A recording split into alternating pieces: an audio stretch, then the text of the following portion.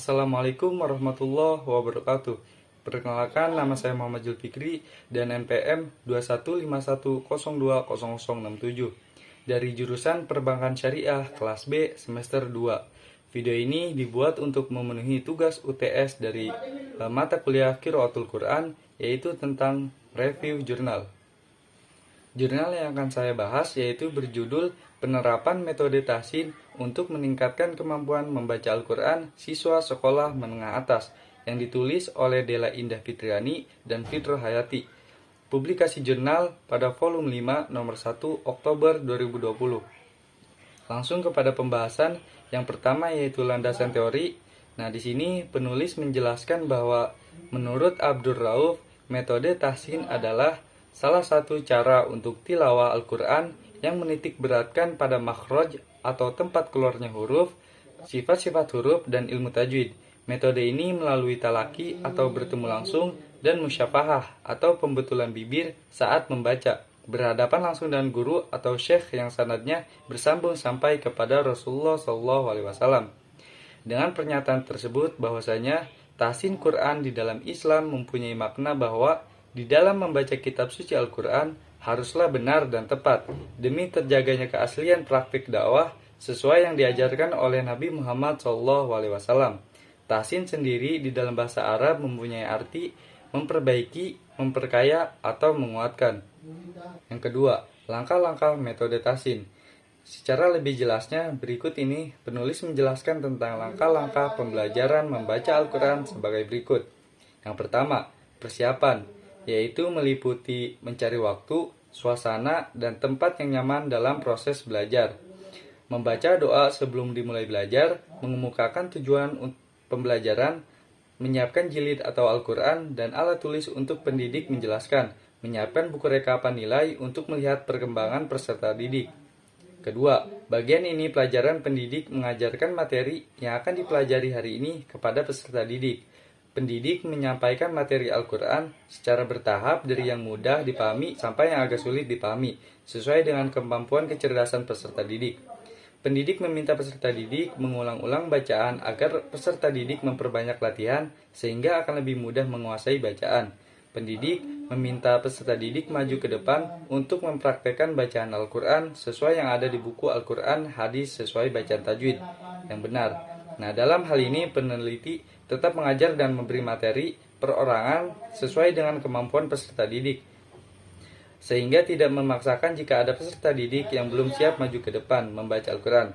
Pendidik menyimak dan langsung memberikan teguran jika ada peserta didik yang keliru dalam membaca Al-Quran. Cara ini juga harus diperhatikan dan disimak oleh peserta didik yang lainnya. Terakhir, pendidik memberikan evaluasi dan memberi semangat keseluruhan guna memberikan penguatan. Yang bagian terakhir yaitu memberitahukan pelajaran yang akan datang dan pendidik menutup pelajaran dengan mengucap hamdalah atau doa. Yang ketiga, hasil penelitian dan pembahasan. Nah, berdasarkan hasil penelitian mengenai penerapan metode tahsin untuk meningkatkan kemampuan membaca Al-Quran siswa kelas 10 IPS di SMA Al-Falah Dago, diperoleh data sebagai berikut. Berdasarkan kemampuan membaca Al-Quran yang dilakukan pada saat kegiatan belajar mengajar pada pelajaran baca tulis Al-Quran atau BTAQ, memperoleh hasil bahwa siswa yang kurang lancar dalam membaca Al-Quran masih belum mempraktekkan ilmu tajwidnya ke dalam bacaan Al-Quran. Siswa dinyatakan bisa baca hanya sekedar bisa saja, belum bisa menerapkan kaidah tajwidnya sehingga ketika pelafalan makhraj dan mad ternyata tidak sesuai dengan ilmu tajwid. Oleh karena itu, dalam mengucapkan huruf-huruf Al-Quran harus mengetahui letak keluarnya bunyi huruf, karena terdapat perbedaan bunyi yang keluar, sehingga dapat mengubah pada makna ayat Al-Quran yang diucapkan ketika tidak sesuai dengan letak keluar bunyi huruf Al-Quran. Untuk membaca Al-Quran harus benar-benar diperhatikan makhrijul huruf dan kaidah-kaidah tajwidnya.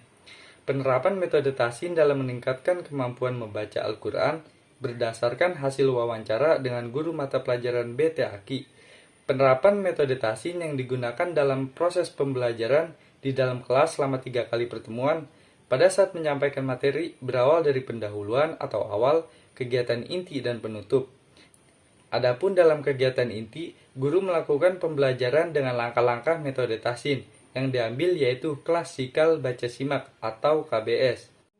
Demikianlah penerapan metode tahsin dalam meningkatkan kemampuan membaca Al-Quran siswa kelas 10 IPS SMA Al-Falah Dago yang dapat menulis kemukakan baik dari hasil wawancara, observasi, maupun dokumentasi yang penulis lakukan selama proses penelitian ini berlangsung. Lanjut ke poin keempat, yaitu kesimpulan. Nah, berdasarkan uraian secara teoritis dan analisis, data tentang penerapan metode tahsin untuk meningkatkan kemampuan membaca Al-Quran siswa kelas 10 IPS SMA Al-Falah Dago didapatkan hasil sebagai berikut. Yang pertama, metode tahsin adalah metode yang menitik beratkan kepada makhraj dan tajwid dalam meningkatkan bacaan Al-Quran sehingga dapat memperbagus bacaan sesuai kaidah tajwid. Dan metode tahsin sebelumnya belum diterapkan di SMA Al-Falah Dago pada mata pelajaran BT Aki. Dan yang kedua sekaligus terakhir yaitu penerapan metode tahsin dalam pembelajaran BT Aki, yaitu menggunakan langkah-langkah kelas sikal baca simak atau disingkatnya yaitu KBS.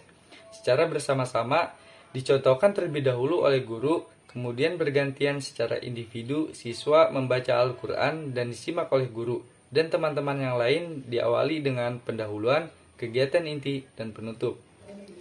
Itulah tadi review jurnal dari saya, kurang lebihnya mohon maaf. Wassalamualaikum warahmatullahi wabarakatuh.